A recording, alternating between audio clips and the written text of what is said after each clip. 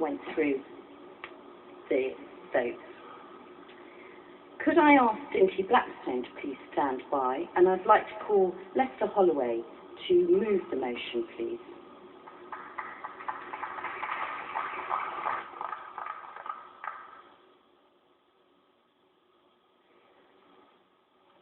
Thank you, Chair, and good morning, Conference.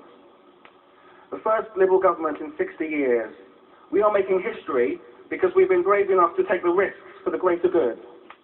We are the party of William Beveridge and David Lloyd George, who founded the welfare state. We are the party that 120 years ago, at the height of 19th century colonialism, looked ahead and elected the first MP of colour, the Davai Naraji. We are the party of Whigs and reformers like William Smith, who were instrumental in campaigning against slavery. We must be radical today to ensure that we reflect modern Britain, because progress will not come by itself. Radical change never happens like that. There will be opponents who say, wait, not so quickly. But on this issue today, I'm going to call on you to be the radical party again. And it takes imagination, vision and courage. But we have shown before that we have all three.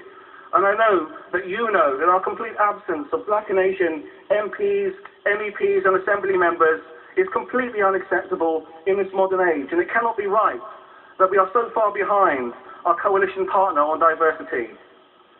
At the last election, the Conservatives went from 2 BME MPs to 11. We went from 0 to 0. We are Liberal Democrats. Let's not be behind the Tories on this issue, please. Now, the new Equality Act requires us to publish data about what we're doing, so we will be judged on results.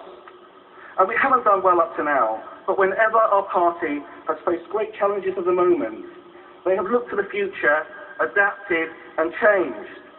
We must reflect as well as represent, because when we reflect, we also inspire. Now, I was inspired to become a councillor by Barack Obama talking about our civil duty to give back to society. People in other parties have Black and Asian MPs who do inspire them to follow them. If we don't get off first base, we will fall further and further behind them. Each one marking more years in which wishful thinking has failed to deliver on diversity. Conference, we cannot wake up after the next election with another all-white Commons team. We need action. We don't have time to delay. Now, for 23 years ago, for the first time in a generation, Britain elected 4 minority MPs. Since then, in general elections, Britain has elected 27 more. Not one of those has been from our party. Conference, Britain isn't interested in our self-justification about why we failed to get results. We can talk about our federal structures, we can talk about our lack of truly safe seats, but if we remain an undiverse party, Britain will draw its own conclusions. And we've had the backroom changes. We've had the diversity unit, the equalities officers, the this, the that. We've been there. Yet some in our party think that while this issue is important, it is not so important that we need to do anything other than a bit of training here and there. They give training more time. But when I ask how much more time, they say 2 or 3 elections. Conference, we cannot wait that long because our party brand is becoming toxic like the Tories used to be. Now, it took all-women shortlists to change gender representation, and the Tories had their A-list. But let me be clear, all black and all-women shortlists are not what we're talking about here. This motion is about positive action, equality of opportunity, not positive discrimination.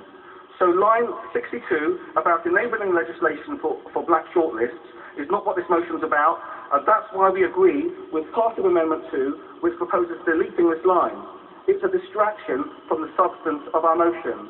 What we are proposing is to ensure that there is 1 BME person on the shortlist for winnable or vacant held seats, because you have to be in it to win it. That's why this motion ensures that we are there, in key contests, competing on an equal footing. It does not restrict choice, it increases it. More talent for party members to choose from. Who you pick is up to you. We want you to have the option of selecting the BME candidate, but only if they are good enough. But I'm absolutely confident that under this measure, some will get through on their own steam, because the best BME members are just as good as the best white members, and I believe that the more opportunities they get, the more chance they will have of being picked. It's not tokenism, it's called opportunity. Now, turning to our plan for zipping multi-member lists, this has already been done with gender for a previous European election, and now parliamentary shortlists will have to have an equal number of women. Recently, the London region reserved one BME place in the top 4 list for the next London Assembly, and we are calling for this same principle to be extended to all multi-member selections at a level decided by the state parties. Our motion will focus the party's collective mind on the need for diversity and also demonstrate to BME members that winnable contests are for them too. Conference, I hope you will agree with me when I say that we already have so many talented Black Nation members who would make excellent MPs. I am excited by what I see, and I ask that you are excited too, because we must not lose this generation as we have lost past generations that have not fulfilled their potential. Today we have bankers, barristers and business people in our ranks. Mentoring is great for developing talent, but there are also a few BME people ready to go straight into Parliament. Now, our party leaders do not want to force change from above. They want to give us the opportunity to get things right here, right now, on the floor of this conference. But let's get real. If we do not change, I for one will be back proposing tougher measures. You see, this debate won't go away. We won't go away. The call for change will just get louder because diversity is the elephant in the room, which will just keep getting bigger until we deal with it. Now, we all have good intentions, all of us, but history shows that on equality, good intentions are not enough. It has to be backed by action. And I'll be honest with you, I don't have faith that we can or will make progress without the help, the vitally needed help, of short-term positive action measures. So in conclusion, conference, we really need to understand the damage our undiverse party is doing to our image, especially in inner cities.